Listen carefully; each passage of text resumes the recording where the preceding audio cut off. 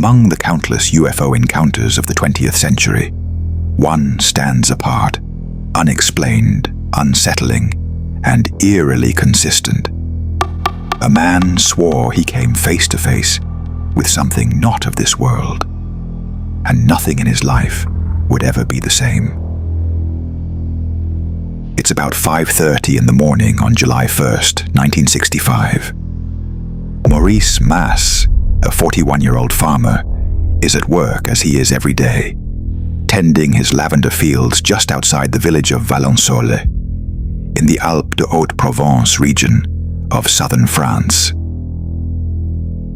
He's a simple man, hard-working, serious, and known for his honesty. Not a dreamer by any means. His routine runs like clockwork, but this morning, something will break that rhythm. As he's about to light a cigarette, taking a short break behind some rocks, he suddenly hears a sharp whistling sound.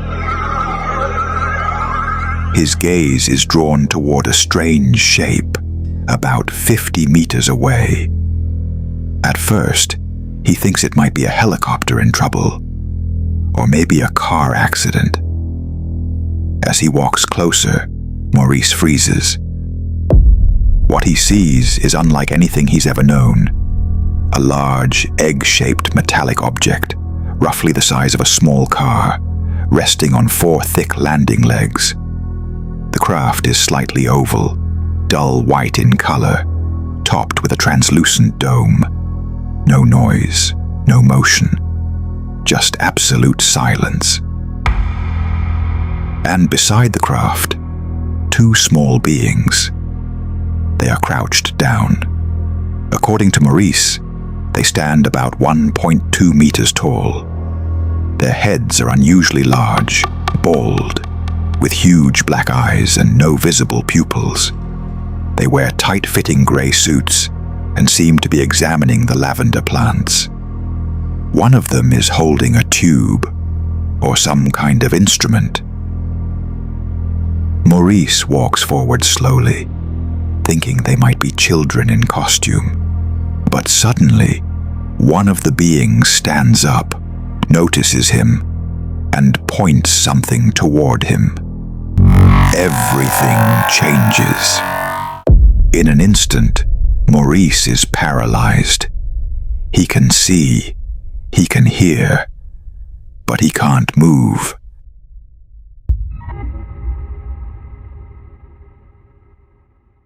Frozen in place, completely conscious. He would later say, it was as if time itself had stopped. The 2 beings turn calmly toward the craft, climb aboard without any hurry. The object rises into the air with a faint whistling sound. No wind, no turbulence, and disappears into the horizon. Silence. Maurice stands there, shocked, unable to comprehend what just happened. A few minutes later, he regains movement and runs back to the village to tell what he saw. But that was only the beginning. The mayor, the neighbors, and the local gendarmes rush to the scene. What they find is astonishing. A perfectly round impression, about 1.5 meters wide. In the center, a vertical hole 18 centimeters across and 40 centimeters deep.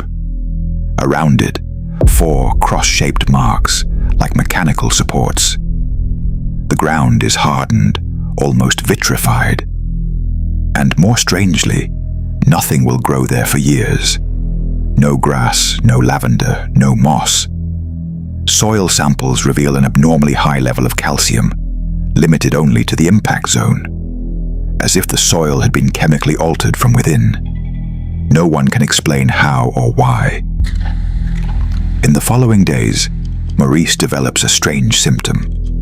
He begins sleeping up to 12 hours a day, though he used to sleep only 6.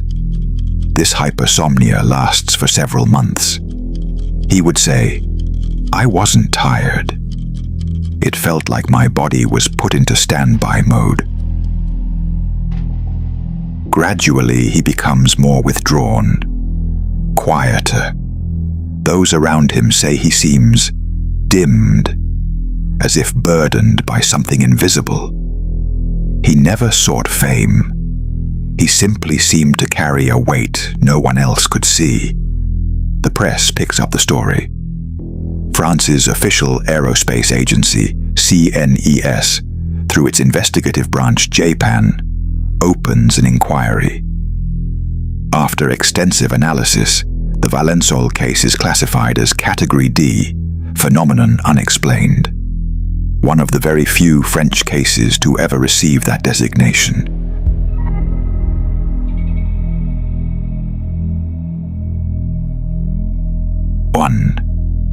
A military helicopter. Some suggest it could have been a secret operation, but no flight records exist, and helicopters don't lift off in total silence. 2. A farm vehicle or a water tank. Impossible. The imprints on the ground match no known equipment or machinery. 3. A hoax. Again, highly unlikely. Maurice Massa never profited from his story. He refused interviews, TV appearances, and money. Why invent a story that would make him a laughingstock for the rest of his life? The traces were real. The soil sterile. The anomalies measurable. This wasn't in his imagination.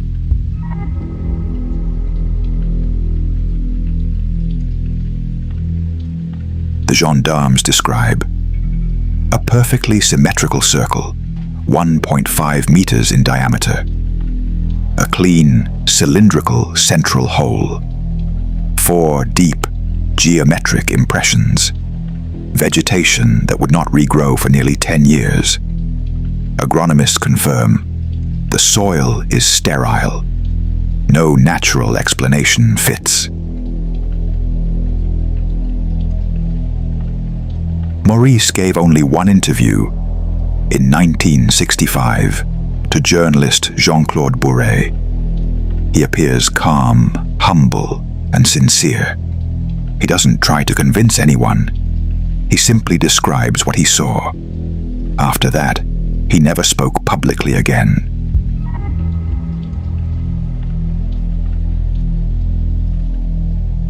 Civil and military experts studied the site. Chemists, botanists, doctors. None could find a natural cause. Some reports remained classified, locked in defense archives. Partial handwritten copies leaked years later, but the originals remain inaccessible. When JPAN was created in 1977, the Massa farm case became one of its first official files. Conclusion: real phenomenon, verified traces, unknown explanation. Throughout the 1960s and 1970s, dozens of documented cases around the world told the same story. A silent, oval-shaped craft. 2 small, calm humanoids. A paralyzed witness. A noiseless takeoff leaving no heat trace. Brazil, Canada, Argentina. The same pattern, too identical to be coincidence. Just 1 year before Valensole, in 1964, police officer Lonnie Zamora reported a nearly identical encounter in Socorro, New Mexico. Same craft, same beings, same vanishing act. Hard to dismiss as mere chance. 60 years later, the Valensole case continues to fascinate. Skeptics still debate. Enthusiasts still investigate. A film inspired by the story, Valensole 1965, was released in July 2025, directed by Dominique Filleul.